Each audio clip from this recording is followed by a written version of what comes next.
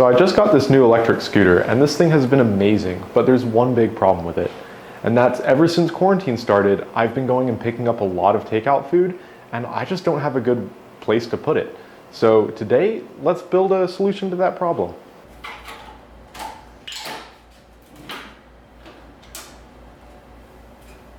Now, I don't just want any old basket because I live downtown and the roads aren't that great. So when I'm going over bumps, my food's gonna also be going over bumps. So let's go over to the workbench and I'll show you what I got. My design is gonna involve two main components. A back plate that attaches to the scooter. On that back plate, I'm gonna have two linear rails and some shock absorbers. This front plate is gonna ride on those linear rails. And that way, when I go over a bump, this front plate has some ability to move. The shock absorbers will hopefully absorb some of the shock from that bump and stop the food from leaving the front plate and going on me. This is my old 3D printer. And it's been great over the years, but over time the print quality has gotten worse. And well, I've spent a lot of time trying to make it better and I've kind of given up. So I bought a new Prusa i3 Mark III's. That is completely open source on the software side, which is great because the main problem I have with this guy is the software is really limited and I don't want to spend extra money to buy an open source board after spending so much time already trying to fix it. So the good news is this 3D printer still has a lot of value to me. It has some nice linear rails on it and it has 3 stepper motors that I'm sure will find its use in another upcoming project. So with linear rails taken care of, let's talk about the shock absorbers. Now, I've never used shock absorbers in a project before, so I did what everyone would do, and I went to Amazon and typed in shock absorber. I was able to find these.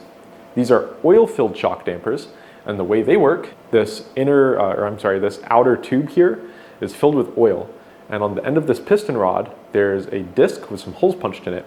So when you push in, oil has to travel from this side here through that disc with the holes to get to the other side.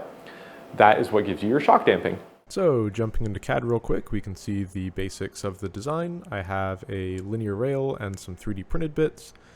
Here, sliding down, you can see the end stop that will hold the back of the piston and the linear rails. And then our linear rail allows up and down motion of the motion platform. All right, first prints off the new printer and they look great. Here's the motion platform all assembled. Here I am putting it on the scooter and giving the good old thumbs up that it's on there and not quite realizing that it's upside down. All right, well, try number 2, I guess. Let's go ahead and take this off and pop it on the right way around. So the next thing we need to do is go ahead and trim off the top of that wood. It's just an offcut piece, so the top isn't very straight. And this ended up being a problem later on, but I just quickly took my track saw, didn't even hook up dust collection, and just cut off that top bit right there. Okay, so we got our motion platform design done. So let's start on the basket. I went ahead and did this on the whiteboard, but it ended up being too long and confusing, and it's pretty clear in CAD, so I'll just go over it here. The first thing that I wanted to do is I wanted this to be able to fold. Basically, I live in an apartment, and space is a concern, so I want this to be able to pack up pretty small for when I'm not using it. So the first thing I did is I designed this hinge down here, and I'm pretty happy with it. The cool part about it is that the fasteners are actually countersunk inside of the hinge, so you're not going to see the fasteners from the outside, which is pretty cool. The way this basket turned out, the only thing you can really see is 3D printed stuff. So another design feature you'll notice with this hinge is there's this mating face here on this curve, and the reason for that is when this bottom part comes down, I want the hinge to be taking up a majority of the force and not the wood. The wood's going to bend a little and it's not going to be perfectly 90 degrees, but by designing this hinge where it locks in right at 90 degrees, I can guarantee that this bottom part isn't going to slope down and potentially have my food fall off of it. So now I have this hinge done, but that's not really going to be enough support for all of this. If I go over a bump, this might, buck up and also throw my food off. So I need some kind of design to make sure that doesn't happen. I did this with this design here that allows me to essentially lock these rotating pieces so that they're stiff when I'm riding it, but quickly unlock them for storage. So there's 2 pivot points, one on each one of these arms, and that way when this comes up, it's able to fold up pretty much flat and be stored away. The last little bit is I have a little like dovetail slide that slides in this part right here. Just assume that that is inside of there. When it slides over, it allows the part sticking out here. You'll see that there's a little lip. It allows that lip to come over this arm and stop it from being able to rotate. And these are just printed with 100% infill, so they're strong enough to do that. This is my final design on the basket, and it's definitely overkill. I wanted the bag to be quick and easy to remove when it has food in it, because I don't want to unload the bag and then carry food across my apartment. I want to be able to just grab the bag, go ahead and lift, and take the bag away, but I still wanted it to lock into the basket. So to do that, I went with magnets. There's 2 N92 neodymium magnets on the back, and then 2 on the bottom. And the bag has some neodymium magnets glued onto it as well, and it just clicks in. So you see here on these bars that lock the basket and make it very rigid, there's these little slide tabs. So if I slide these over, like so, you can see that it allows for these support bars to now fold. And the way it folds in on itself, so it's all in line vertically. So it's a pretty small thing when you go to put it next to another piece of furniture. Oof, yeah, I kind of go on for a bit here, and a lot of it doesn't really matter. The big takeaway is that I ended up having to add springs. The weight of the food in the basket was enough to compress the spring inside of the piston there, so it ended up just not doing anything. Basically what I did is I redesigned the holder for the linear rails to have these little donuts. Yep, you can see them right there. And I basically just shoved some compression springs in there and put a bunch of super glue around it. This does also allow one cool thing where I can move the pistons a bit further out so that there's just a zone in the middle where it's only on springs, which allows the basket to move a little bit more than the pistons would allow just on their own. Alright, so the only thing really left to do is to get it mounted up and go test it.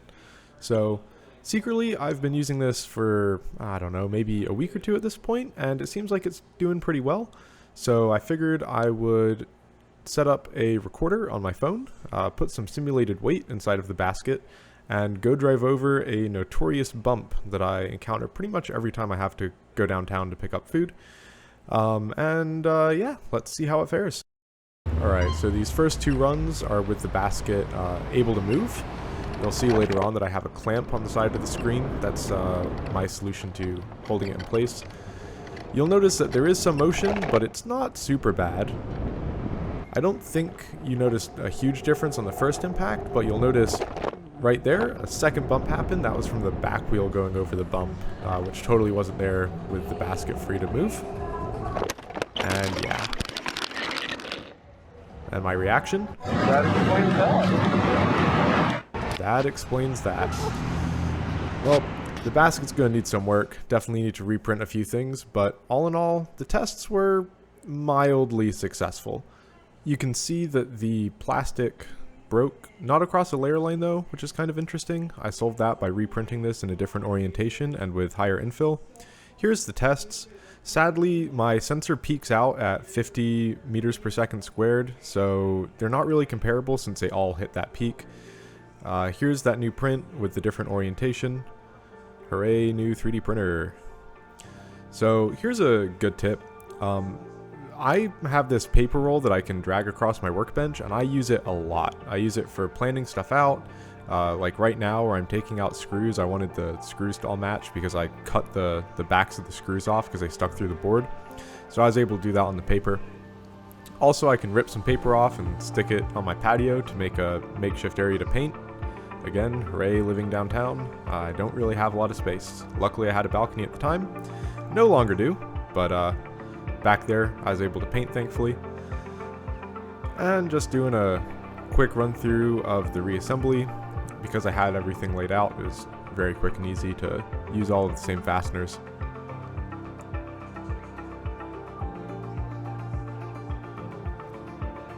Now the motion platform's done, time to reassemble the actual basket. Same kind of process, I laid out all the screws.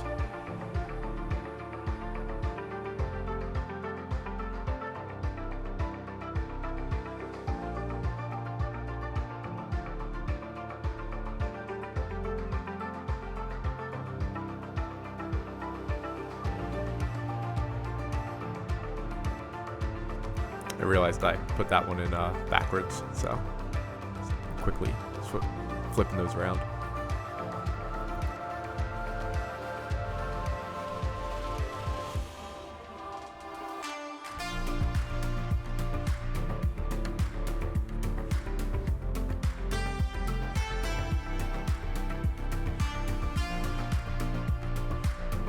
So now that I have the pegs and retaining clips in, that's pretty much it for the basket. And just making sure it folds, and it does. So the last thing to do is attach the motion platform, which is just some screws that stick through into those blocks that are on the linear rails. Bag magnets in well, and last thing to do is to click it onto the bird and check out how it looks in its new coat of paint. I wish I had my audio recording here because click, it makes a satisfying click. But that's pretty much it. It works pretty great. So last thing to do is clean up the workbench and say thanks for watching. If you have any questions or comments on the build, throw it in the comments below. I try to answer all of them. Have a good one.